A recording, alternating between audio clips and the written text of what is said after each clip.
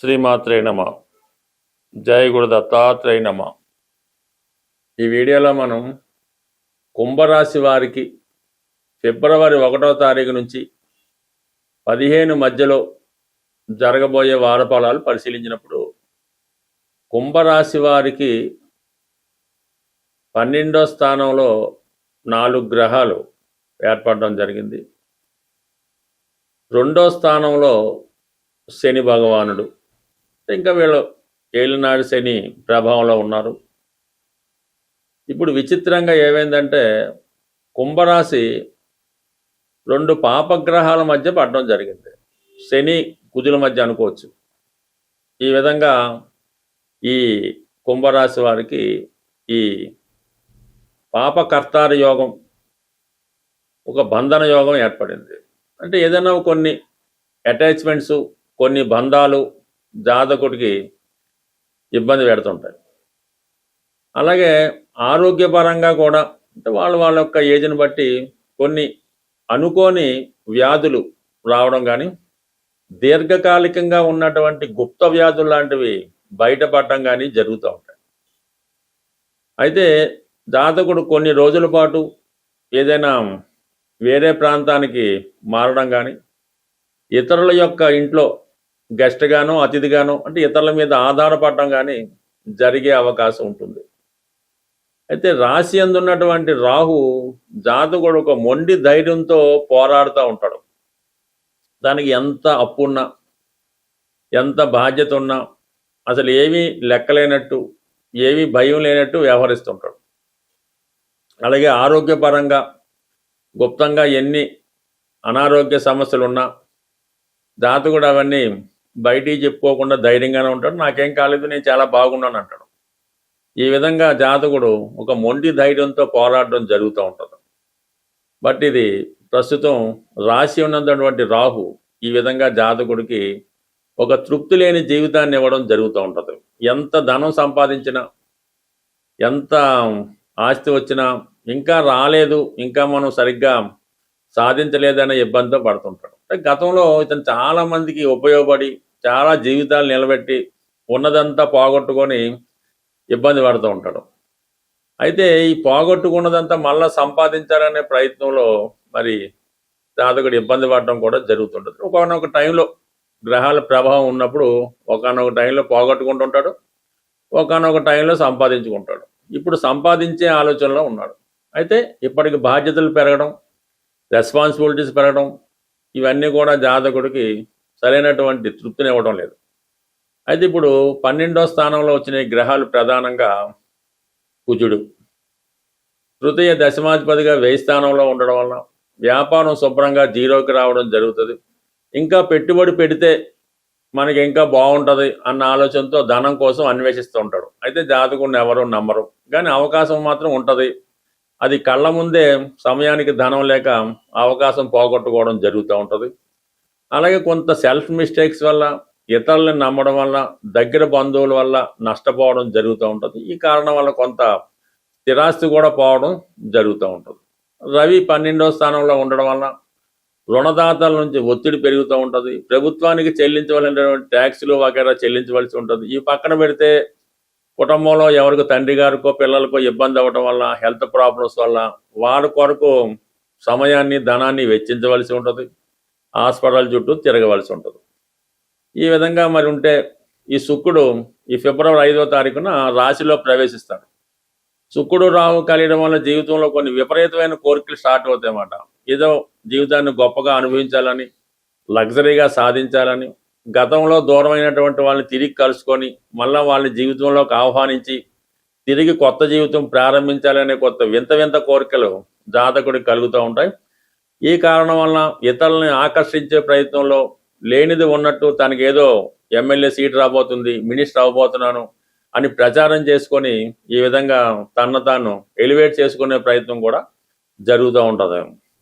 ఈ విధంగా ఉండడం వల్ల జాతకుడు ఏంటంటే నిజంగా ఎవరైతే సహాయం చేస్తారో వారి దగ్గర నుంచి సహాయాన్ని పొందలేకపోతూ ఉంటాడు.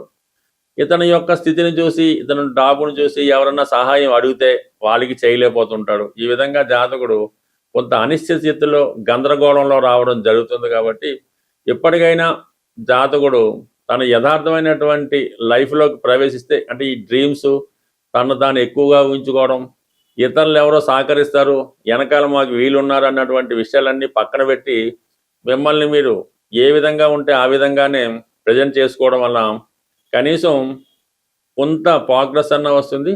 ఎవరైతే మీ శ్రేయోభిలాషులు ఉంటారో వారి యొక్క సహకారంతో తిరిగి పుంజుకునే ప్రయత్నం కూడా జరుగుతూ ఉంటుంది. బట్ ఏదైనా జాతకుడు వాస్తవంలోకి రావాలి, ఈ కళలు డ్రీమ్స్ అన్ని పక్కన పెడితే కంప్లీట్గా వాళ్ళ జీవితం నెమ్మదిగా తిరిగి పునఃప్రారంభం అయ్యే అవకాశం ఉంది. బట్ ఏదైనా జాతకుడు కంప్లీట్గా రాహుగ్రహానికి పరిహారం చేసుకుంటే నెమ్మదిగా ఈ భ్రమలన్నీ తొలగి వాస్తవ జీవితంలోకి రావడం జరుగుతుంది.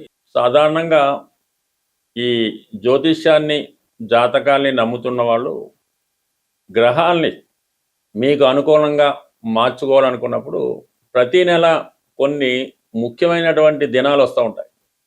ఆ రోజుల్లో మీరు విధి విధానంగా పాటించడం వల్ల గ్రహాలు మీకు అనుకూలంగా పనిచేయడం మొదలవుతూ ఉంటాయి. ఈ పక్షంలో ప్రధానంగా మనకి శని త్రయోదశి రాబోతుంది. 14వ తారీఖు ఫిబ్రవరి నెలలో శని త్రయోదశి రోజు కంపల్సరిగా మాకు ఏలినాటి శని ఉంది, అష్టమ శని, వీలు కాకుండా ప్రతి రాశివారు కూడా ఆ రోజు విధి విధానంగా శని భగవానుణ్ణి, నవగ్రహాల్లో శని భగవాన్ని అక్కడ ఉన్నటువంటి ఆచారం ప్రకారం అభిషేకమో అర్చనో ఏదో చేసుకోవడం, ఎక్కువగా శివాలయంలో ఉన్నటువంటి నవగ్రహాల్ని పూజించడం, తర్వాత శివుణ్ణి కూడా పూజించి అభిషేకం చేయించి ఆ రోజు వరకు నియమనిష్టలతో ఉండడం వల్ల మీకు ఈ శనిగ్రహ అనుగ్రహం తప్పక లభిస్తూ ఉంటుంది. అలాగే ఈ నెలలోనే మనకి ఈ 15వ తారీఖున మహాశివరాత్రి వస్తుంది.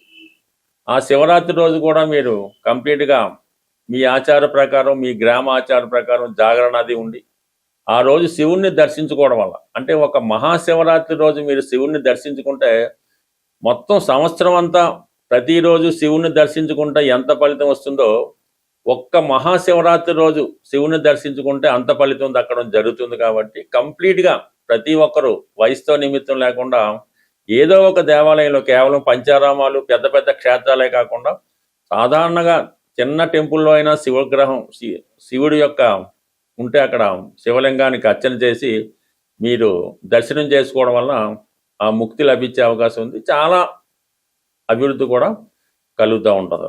ఇక ప్రధానంగా ఇంకా సంకటార చతుర్థి ఫిబ్రవరి 5వ తారీఖున ప్రధానంగా ఈ నెల మొదట్లోనే వస్తుంది. కాబట్టి ఆ రోజు విధి విధానంగా వినాయకుడిని అర్చించడం వల్ల, సంకటనాశన గణేష్ స్తోత్ర పారాయణ వల్ల, ఏదైనా ఈ విధంగా వస్తున్నటువంటి ప్రతి నెలలో సంకటార చతుర్థి, మాస శివరాత్రి ఇవన్నీ చేసుకోవడం వల్ల కంప్లీట్గా మీకు గ్రహాలు మీకు అనుకూలంగా పనిచేస్తూ జరుగుతుంటాయి. అవి మీకు అనుకూలంగా మారి మీ అభివృద్ధికి కారణమవుతూ ఉంటాయి. స్వస్తి. సాధారణంగా ఈ జ్యోతిష్యాన్ని, జాతకాల్ని నమ్ముతున్న వాళ్ళు గ్రహాల్ని మీకు అనుకూలంగా మార్చుకోవాలనుకున్నప్పుడు ప్రతి నెల కొన్ని ముఖ్యమైనటువంటి దినాలు వస్తూ ఉంటాయి. ఆ రోజుల్లో మీరు విధి విధానంగా పాటించడం వల్ల గ్రహాలు మీకు అనుకూలంగా పనిచేయడం మొదలవుతూ ఉంటాయి. ఈ పక్షంలో ప్రధానంగా మనకి శని త్రయోదశి రాబోతుంది. 14వ తారీఖు ఫిబ్రవరి నెలలో శని త్రయోదశి రోజు కంపల్సరిగా మాకు ఏలినాటి శని ఉంది, అష్టమ శని, వీలు కాకుండా ప్రతి రాశివారు కూడా ఆ రోజు విధి విధానంగా శని భగవానుణ్ణి, నవగ్రహాల్లో శని భగవాన్ని అక్కడ ఉన్నటువంటి ఆచారం ప్రకారం అభిషేకమో అర్చనో ఏదో చేసుకోవడం, ఎక్కువగా శివాలయంలో ఉన్నటువంటి నవగ్రహాల్ని పూజించడం, తర్వాత శివుణ్ణి కూడా పూజించి అభిషేకం చేయించి ఆ రోజు వరకు నియమనిష్టలతో ఉండడం వల్ల మీకు ఈ శనిగ్రహ అనుగ్రహం తప్పక లభిస్తూ ఉంటుంది. అలాగే ఈ నెలలోనే మనకి ఈ 15వ తారీఖున మహాశివరాత్రి వస్తుంది.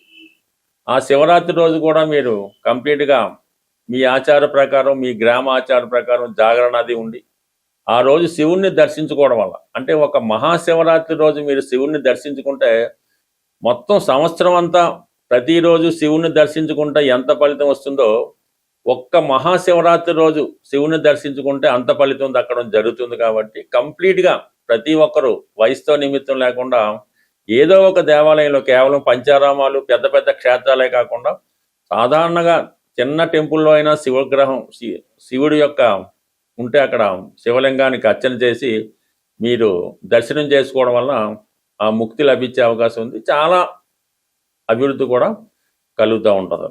ఇక ప్రధానంగా ఇంకా సంకటహర చతుర్థి ఫిబ్రవరి 5వ తారీఖున ప్రధానంగా ఈ నెల మొదట్లోనే వస్తుంది కాబట్టి ఆ రోజు విధి విధానంగా వినాయకుడిని అర్చించడం వల్ల, సంకటనాశన గణేష్ స్తోత్ర పారాయణ వల్ల ఏదైనా ఈ విధంగా వస్తున్నటువంటి ప్రతి నెలలో సంకటహర చతుర్థి, మాస శివరాత్రి ఇవన్నీ చేసుకోవడం వల్ల కంప్లీట్గా మీకు గ్రహాలు మీకు అనుకూలంగా పనిచేస్తూ జరుగుతుంటాయి. అవి మీకు అనుకూలంగా మారి మీ అభివృద్ధికి కారణమవుతూ ఉంటాయి. స్వస్తి.